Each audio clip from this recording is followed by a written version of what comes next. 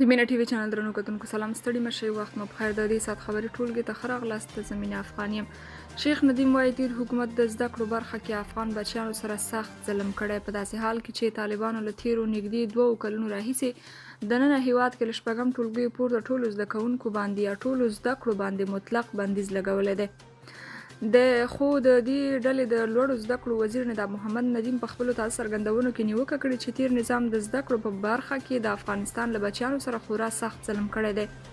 د ندیم په خبره په تیر نظام کې به 12 ټولګیو څخه فارغ شوو ځوانانو خپل نوم سم نشو لیکلی. دغه طالب مشر زیاته کړې چې په تحصیلي بنسټونو کې پراخ فساد موجود و چې دوی یې اوس مخنیوی کړی دی. د ازادۍ جبهه وایي په بلخ کې د طالبانو پر پوسته زموږ د ځواکونو په برید کې 2 طالبان وژل شوي او 3 نور ټپیان شوي دي. د افغانستان د ازادۍ جبهه ادعا کوي چې د بلخ ولایت په مرکز مزار شریف ښار کې د طالبانو پر یوې پوسته د دغې جبهې د ځواکونو په برخه کې 2 طالبان وژل شوي او 3 نور ټپیان شوي دي. دغه جبهې د خبرپاڼې په خپرولو سره ویلي چې د دوی ځواکونو د شنبې په نیمه شپه کې د وري په 5مه د مزار شریف ښار په دروازه کې د طالبانو یا د طالب جنګیالیو پر پوسته برید وکړ. د افغانستان د ازادۍ جبهې دغه برید د اپراتیفي عملیات بللی دي. په بلخ کې طالبانو تر اوسه په دې اړه څه نه دي ویلي. د یادونې وړ ده چې د ازادۍ جبهې او د مقاومت جبهې له څه باندې 1 کال راهیسې په یو شمېر ولایتونو کې له طالبانو سره په وسلواله مبارزه بوخت دي. ملا برادر وایي سوداګر دې په روژه کې د اړمنو خلکو لاسنیوی وکړي. د ریاست الوزرا اقتصادي مرستیال په کابل کې پر 2000 سوالګرو د مرستو د ویش پر مهال له غیر دولتي مؤسسو او کورنیو سوداګرو وغوښتل چې د روژې په مبارکه میاشت کې له اړو کسانو سره مرسته وکړي. نوموړي د دغو مرستو د ویش پر مهال د سوالګرو راټولولو پروسه مهمه وبلله او زیاته کړې ده چې د سرپرست حکومت لپاره اړینه ده چې د اړو کسانو لاسنیوی وکړي. هغه همداراز ټینګار وکړ چې سرپرست حکومت د افغانستان د پرمختګ او د خلکو د اقتصادي ستونزو د حل لپاره کار کوي. هغه د غیر دولتي مؤسسو له مسؤلینو او کورنیو سوداګرو وغوښتل چې د روژې په مبارکه میاشت کې له اړو کسانو سره مرسته وکړي. پاکستان کې سیاسي ناندرۍ. لومړی وزیر شهباز شریف دغه هیواد ولسمشر په قانون ماتولو تورن کړی دی. د پاکستان لومړی وزیر شهباز شریف دغه هیواد ولسمشر عارف علوي ته په یو لیک کې لیکلي ستاسې کړنلارې د ولسمشر له قانوني صلاحیتونو سره برابرې نه دي. ښاغلي شریف د ټاکنو پر موضوع د ولسمشر عارف علوي یو لیک په ځواب کې د هغه په ځینو پریکړو ښکاره مخالفت کړی او هغه یې د عمران خان په مشرۍ د تحریک انصاف ګوند پر ملاتړ تورن کړی دی. په دغه ځوابي لیک کې چې یوه نسخه یې BBC هم ترلاسه کړې، د پاکستان لومړي وزیر شهباز شریف لیکلي زه یوازې د دې لپاره ستا لیک ته ځواب لیکم چې ستا 2 ګونی چلند ښکاره او تاریخ ته وښایم. نوموړي زیاته کړې له تعصبه ډکې ستاسې لیکنې ځینې برخې کټ مټ د تحریک انصاف ګوند خبرپاڼې ته ورته ښکاري. هغه په ولسمشر تور پورې کړی چې د پټکو یعنې تاسې څو ځله لوړه ماته کړه او یو اړخیز چلند مو غوره کړی دی.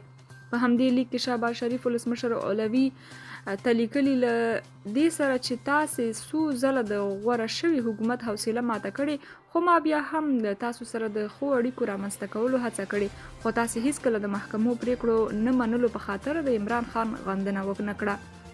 طالبانو په جوزجان کې د داعش د ماین جوړولو یوه فابریکه کشف کړې ده. په جوزجان کې د طالبانو امنیتي مسؤلان وایي چې په شبرغان ښار کې د داعش ډلې د ماین جوړولو یوه فابریکه کشف کړې ده. د جوزجان لپاره د طالبانو د امنیه قومندان سرپرست قاري شاه محمود احمدي باختر خبري اژانس ته ویلي ځواکونو یې د استخباراتي ځواکونو په همکارۍ د شبرغان په سخیاباد سیمه کې د داعش د ماینونو د دغه مرکز د کشف په ترڅ کې د انتحاري حملو، واسکټ مقناطیسي او لاسي بمونو او نورو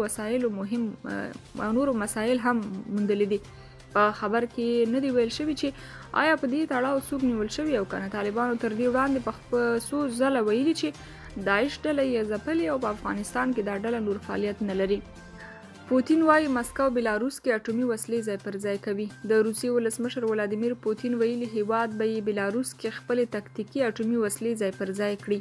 د روسیې دولتي رسنیو په وینا ښاغلي پوتین دا ګام د امریکا لخوا اروپا کې د خپلو وسلو ځای پر ځای کېدو سره پرتله کړی دی. ویلي دي چې دا به د اټومي وسلو د نه پراختیا له کنوانسیونه سرغړونه نه، خو هغه دا هم زیاته کړه چې مسکو به د دغو وسلو د کنټرول واک مینسک ته ونه سپاري. د بلاروس رژیم د کرملین متحد او پر اوکراین د یرغل ملاتړی دی.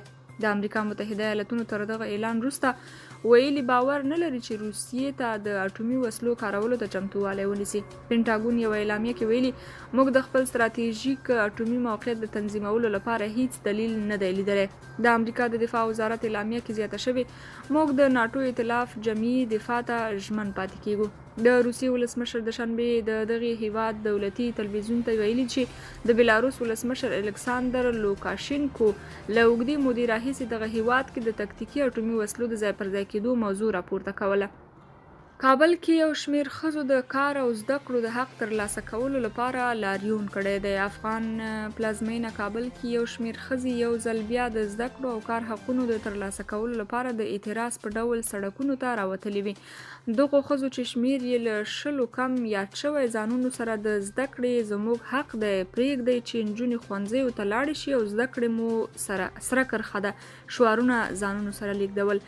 دغو احتجاج کوونکو ښځو د طالبانو د هغو ځپونکو بندیزونو په غبرګون کې اعتراض کړی چې پر افغانستان له واګو وروسته یې د کار او زده کړو برخه کې پر ښځو او نجونو لګولی دی.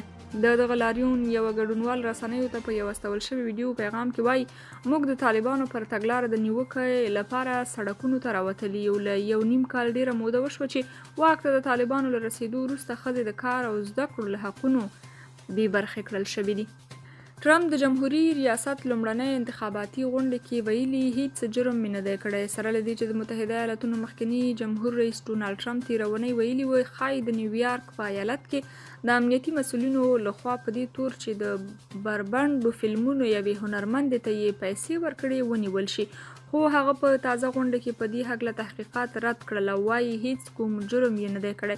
ښاغلي ټرمپ شنبه د مارچ 25 د کپ 15 د تګزاس په ایالت کې خپلو پلویانو ته د وینا پر مهال وویل د نیویارک د ولسوالۍ څارنوال په واشنګټن کې د بې عدالتۍ وزارت په مرستې زما څخه د داسې څه تحقیقات کوي چې جرم نه دی، وړوکی جرم هم نه دی او اړیکه هم نه ده.